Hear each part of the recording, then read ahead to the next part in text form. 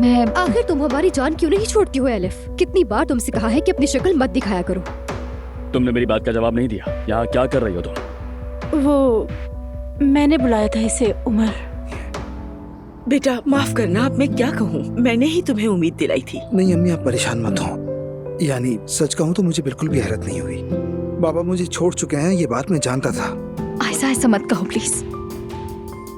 इस मामले से मेरा कोई ताल्लुक नहीं है।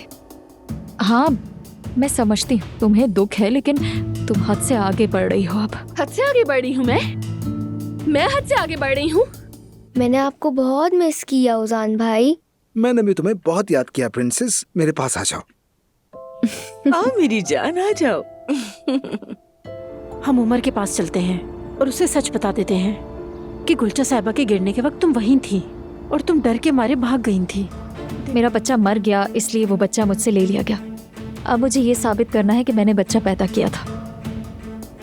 प्लीज मेरा चेकअप करें और मुझे बच्चे पैदाइश के मुतालिक अपना मशवरा दें और उसी के मुताबिक रिपोर्ट तैयार कर दें। आपकी मेहरबानी होगी। मेरा लिबास गंदा हो गया। ओहो, चलो कोई बात नहीं, धुल जाएगा। लेकिन मुझे ये अभी रेड क्लिप वाले जूतों के साथ पहनना था। अब क्या करूंगी मैं? फिर पहन लेना बेटी। तुम्हारे जूते कहाँ हैं? वो तो आपा नहीं लाई, लेकिन वादा किया है कि ले आएंगी।